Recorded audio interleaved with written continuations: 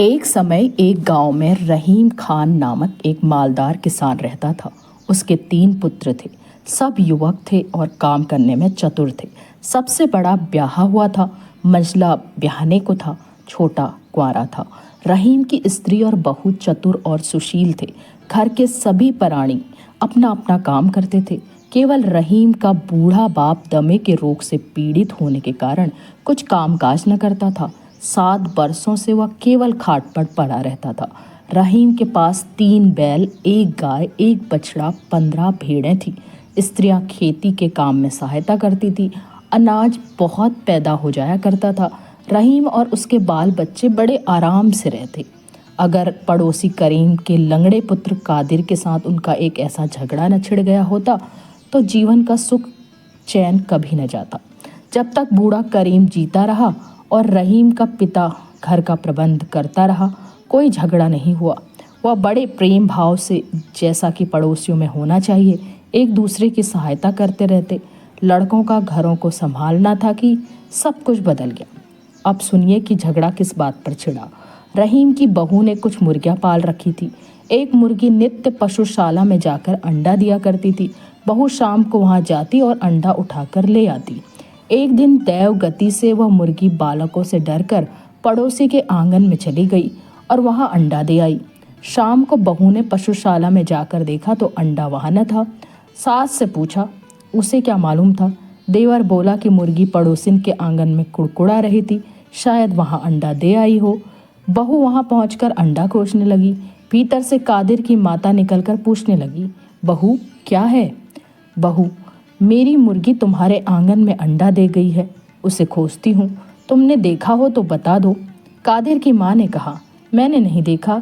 क्या हमारी मुर्गियाँ अंडे नहीं देती कि हम तुम्हारे अंडे बटोरती फिरेंगी। दूसरों के घर जाकर अंडे खोजने की हमारी आदत नहीं। यह सुनकर बहू आग हो गई, लगी बकने। कादिर की माँ कुछ कम न थी, एक एक बात के 100 उत्तर दिए।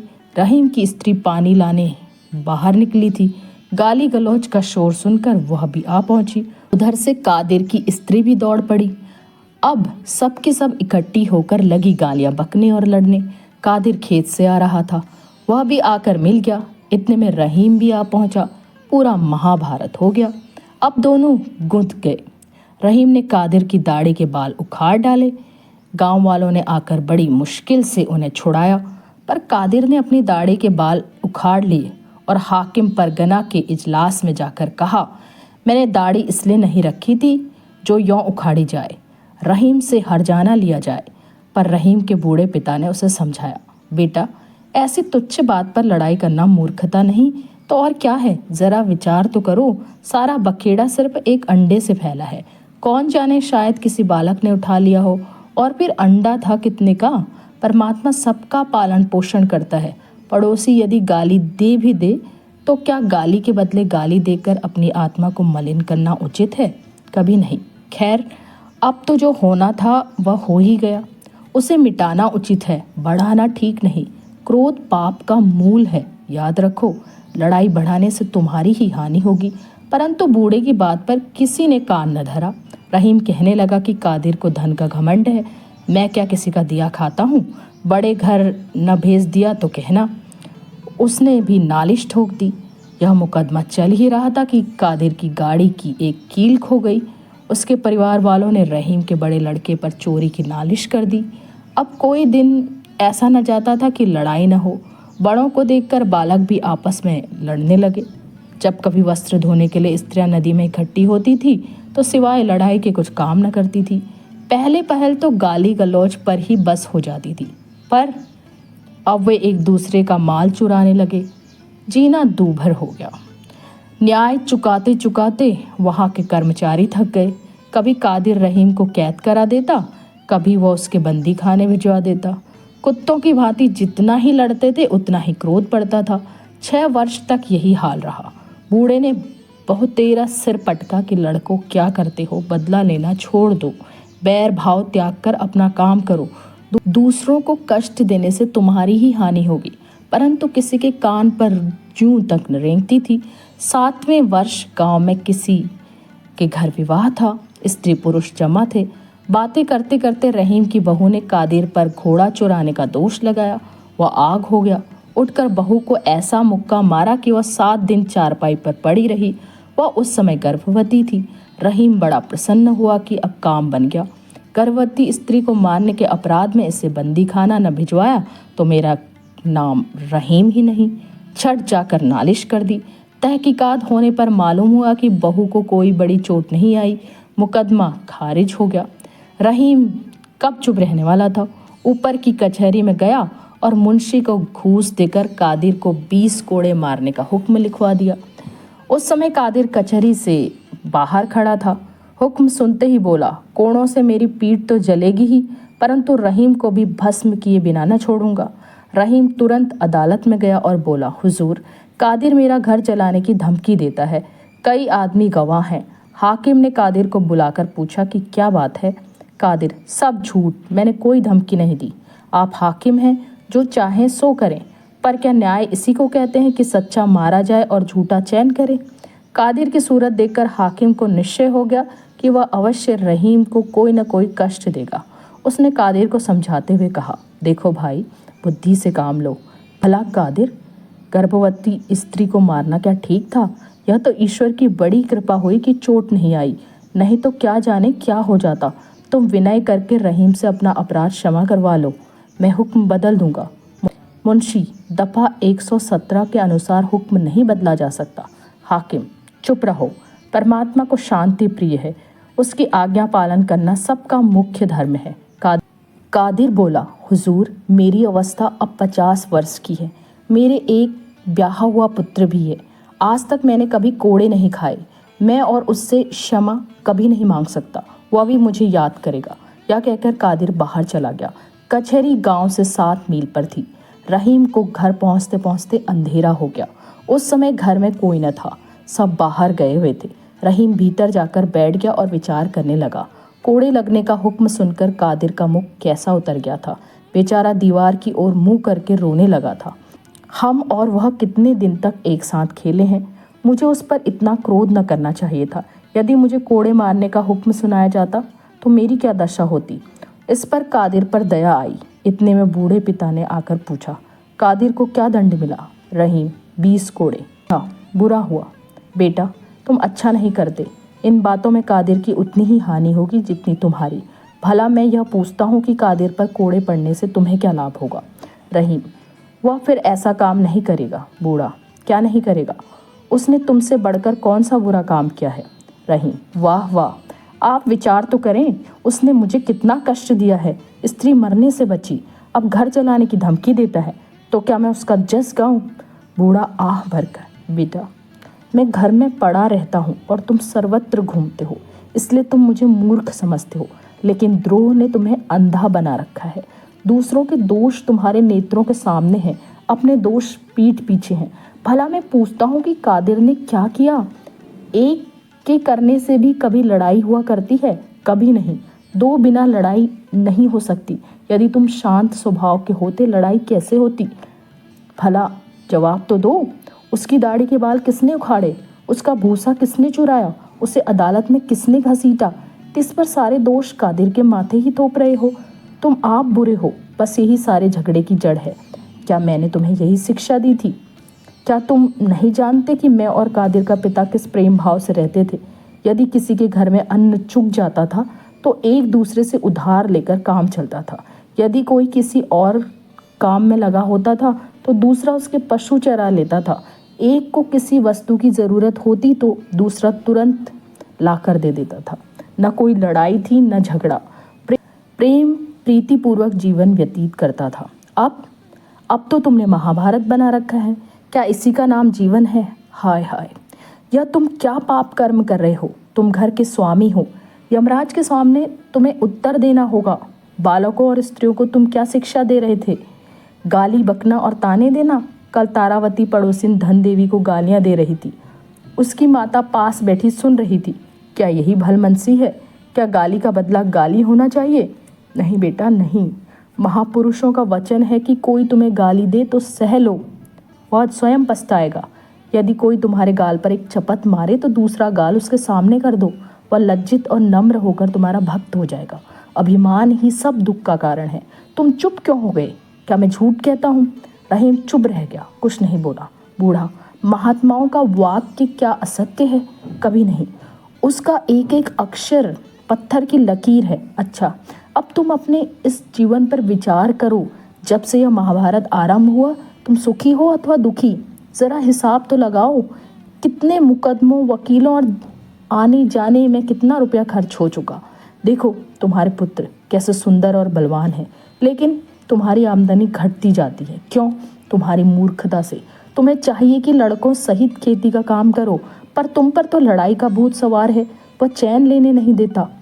पिछले साल जई क्यों नहीं होगी? इसलिए कि समय पर नहीं बोई गई। मुकदमे चलाओ कि जई बो। बेटा अपना काम करो, खेती बाड़ी को संभालो। यदि कोई कष्ट दे तो उसे क्षमा करो। परमात्मा इसी से प्रसन्न रहता है। ऐसा करने पर तुम्हारा अंतःकरण शुद्ध होगा, तुम्हें आनंद प्राप्त होगा। रहीम कुछ नहीं बोला। बूढ़ा, बेटा अपने बूढ़े मूर्ख पिता का कहना मानो। जाओ कचहरी में जाओ, आपस में राजीनामा कर लो। कल शब्बे रात है। कादिर के घर जाकर नम्रता पूर्वक उसे न्योता दो और घर वालों को भी यही शिक्षा दो कि बैर छोड़कर आपस में प्रेम बढ़ाएं। पिता की बातें सुनकर रहीम के मन में विचार हुआ कि पिताजी सच कहते हैं। इस लड़ाई झगड़े से हम मिट्टी में मिल जाते हैं, लेकिन इस महाभारत को किसी प्रकार समाप्त करना पड़ेगा। लेकिन समाप्त कैसे करूं? बूढ़ा उसके मन की बात जानकर बोला, बेटा मैं तुम्हारे मन की बात जान गया। लज्जा त्याग कर कादिर से मित्रता कर लो। फैलने से पहले ही चिंगारी को बुझा देना उचित है। फैल जाने पर फिर कुछ नहीं बनता। बूढ़ा कुछ और कहना चाहता था कि स्त्रियां कोलाहल करती हुई भीतर आ गई। उन्होंने कादिर के दंड का हाल सुन लिया था। हाल में पड़ोसिन से लड़ाई करके आई थी। आकर कहने लगी, कादिर यह भय दिखाता है कि मैंने घूस देकर हाकिम को अपनी ओर फेर लिया है। रहीम का सारा हाल लिखकर महाराज की सेवा में भेजने के लिए विनय पत्र तैयार किया है। देखो क्या मजा चखाता हूँ। आधी जायदाद न छीन ली तो आषाढ़ी बोने की ऋतु थी। करने को काम बहुत था। रहीम भूसौल में गया और पशुओं को भूसा डालकर कुछ काम करने लगा। इस समय वह पिता की बातें और कादिर के साथ लड़ाई सब कुछ भूला हुआ था। रात को घर में आकर आराम करना ही चाहता था कि पास से शब्द सुनाई दिए, वह दुष्ट वध करने ही योग्य है, जीकर क्या बनाएगा। इन शब्दों ने रहीम को पागल बना दिया। वह चुपचाप खड़ा कादिर को गालियां सुनाता रहा। जब वह चुप हो गया तो वह घर में चला आया। भीतर आकर देखा कि बहू बैठी ताक रही है। स्त्री भोजन बना रही है। बड़ा लड़का दूध गर्म कर रहा है। मंझला झाड़ू लगा रहा है। छोटा भैंस चराने बाहर जाने को तैयार है। सुख की यह सब सामग्री थी, परंतु पड़ोसी के साथ लड़ाई का दुख सहा न जाता था। वह जला भुना भीतर आया। उसके कान में पड़ोसी के शब्द गूंज रहे थे। उसने सबसे लड़ना आरंभ किया। इतने में छोटा लड़का भैंस चराने बाहर जाने लगा। रहीम भी उसके साथ बाहर चला आया। लड़का तो चल दिया, वह अकेला रह गया। रहीम मन में सोचने लगा, कादिर बड़ा दुष्ट है। हवा चल रही है, ऐसा ना हो पीछे से आकर मकान में आग लगा जाए। क्या अच्छा हो कि जब वह आग लगाने आए तब मैं उसे पकड़ लूँ। बस फिर कभी नहीं बच सकता। अवश्य उसे बंदी खाने जाना पड़े। यह विचार करके वह गली में पहुंच गया। सामने उसे कोई चीज़ हिलती दिखाई दी। पहले तो वह समझा कि कादिर है, पर वहाँ कुछ न था। चारों ओर सन्नाटा था। थोड़ी दूर आगे जाकर देखता क्या है कि पशुशाला के पास एक व्यक्ति जलता हुआ फूस का पुला हाथ में ले खड़ा है। ध्यान से देखने पर मालूम हुआ कि कादिर है। फिर क्या था, जोर से दौड़ा, उसे जाकर पकड़ लिया। रहीम अभी वहाँ पहुँचने न पाया था कि छप्पर में आग लग गई। उजाला होने पर कादिर प्रत्यक्ष दिखाई देने लगा। रहीम बाज की तरह झपटा, लेकिन कादिर उसकी आहट पाकर चंपत हो गया। रहीम उसके पीछे दौड़ा। उसके कुर्ते का पल्ला हाथ में आया ही था कि वह छुड़ाकर फिर भागा। रहीम धड़ाम से पृथ्वी पर गिर पड़ा। उठकर फिर दौड़ा। इतने में कादिर अपने घर पहुंच गया। रहीम वहां जाकर उसे पकड़ना चाहता था कि उसने ऐसा लठ मारा कि रहीम चक्कर खाकर बेसुध होकर धरती पर गिर पड़ा। सुध आने पर उसने देखा कि कादिर वहां नहीं है। फिर देखता है तो पशुशाला का छप्पर जल रहा है। ज्वाला प्रचंड हो रही है, लपटें निकल रही हैं। रहीम सिर पीटकर पुकारने लगा, भाइयों यह क्या हुआ? हाय मेरा सत्यानाश हो गया। चिल्लाते चिल्लाते उसका कंठ बैठ गया। वह दौड़ना चाहता था, परंतु उसकी टांगें लड़खड़ा गई। वह धम से धरती पर गिर पड़ा। फिर उठा। घर के पास पहुँचते पहुँचते आग चारों ओर फैल गई थी। अब क्या करे? क्या बन सकता है? भय से पड़ोसी भी अपना असबाब बाहर फेंकने लगे। वायु के वेग से कादिर के घर में भी आग जा पहुंची, यहाँ तक कि आधा गांव जलकर राख का ढेर हो गया। रहीम और कादिर दोनों का कुछ न बचा। मुर्गियां, हल, गाड़ी, पशु, वस्त्र, अन्न, भूसा आदि सब कुछ स्वाहा हो गया। इतना अच्छा हुआ कि किसी की जान नहीं गई। आग रात भर जलती रही। वह कुछ असबाब उठाने भीतर गया, परंतु ज्वाला ऐसी प्रचंड थी कि जा न सका। उसके कपड़े और दाढ़ी के बाल झुलस गए। प्रातःकाल गांव के चौधरी का बेटा उसके पास आया और बोला, रहीम, तुम्हारे पिता की दशा अच्छी नहीं है, वह तुम्हें बुला रहे हैं। रहीम तो पागल हो रहा था, बोला, कौन पिताजी? चौधरी का बेटा, तुम्हारे पिता, इसी आग ने उनका काम तमाम कर दिया है। हम उन्हें यहाँ से उठाकर अपने घर ले गए थे, अब वह बच नहीं सकते, चलो अंतिम भेंट कर लो। रहीम उसके साथ हो लिया। वहाँ पहुँचने पर चौधरी ने बूढ़े को खबर दी कि रहीम आ गया है। बूढ़े ने रहीम को अपने निकट बुलाकर कहा, बेटा, मैंने तुमसे क्या कहा था? गांव किसने जलाया? रहीम, कादिर ने। मैंने आप उसे छप्पर में आग लगाते देखा था। यदि मैं उसी समय उसे पकड़कर पूले को पैरों तले मसल देता तो आग कभी न लगती। बूढ़ा, रहीम, मेरा अंत समय आ गया है। तुमको भी एक दिन अवश्य मरना है, पर सच बतलाओ कि दोष किसका है? रहीम चुप हो गया। बूढ़ा, बताओ, कुछ बोलो तो। फिर यह सब किसकी करतूत है? किसका दोष है? रहीम आंखों में आंसू भरकर, मेरा। पिताजी, क्षमा कीजिए, मैं खुदा और आप दोनों का अपराधी हूँ। बूढ़ा, रहीम, हाँ पिताजी। बूढ़ा, जानते हो अब क्या करना उचित है?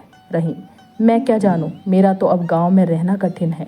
बूढ़ा, यदि तू परमेश्वर की आज्ञा मानेगा तो तुझे कोई कष्ट न होगा। देख, याद रख, अब किसी से न कहना कि आग किसने लगाई थी। जो पुरुष किसी का एक दोष क्षमा कर देता है, परमात्मा उसके 2 दोष क्षमा करते हैं। यह कहकर खुदा को याद करते हुए बूढ़े के प्राण निकल गए। रहीम का क्रोध शांत हो गया। उसने किसी को न बतलाया कि आग किसने लगाई थी। पहले तो कादिर डरता रहा कि रहीम के चुप रह जाने में भी कोई भेद है। फिर कुछ दिनों के पीछे उसे विश्वास हो गया कि रहीम के चित्त में अब कोई बैर भाव नहीं है। बस फिर क्या था, प्रेम में शत्रु भी मित्र हो जाते हैं। वे पास पास घर बनाकर पड़ोसियों की भांति रहने लगे। रहीम अपने पिता का उपदेश कभी न भूलता था कि फैलने से पहले ही चिंगारी को बुझा देना चाहिए। अब यदि कोई कष्ट देता तो वह बदला लेने की इच्छा नहीं करता। यदि कोई उसे गाली देता तो सहन करके वह यह उपदेश करता कि कुवचन बोलना अच्छा नहीं। अपने घर के प्राणियों को भी वह यही उपदेश दिया करता था। पहले की अपेक्षा अब उसका जीवन बड़े आनंद पूर्वक कटता था। इस कहानी के लेखक है लियो टॉल्स्टॉय और इसका अनुवाद किया है मुंशी प्रेमचंद्र ने। धन्यवाद।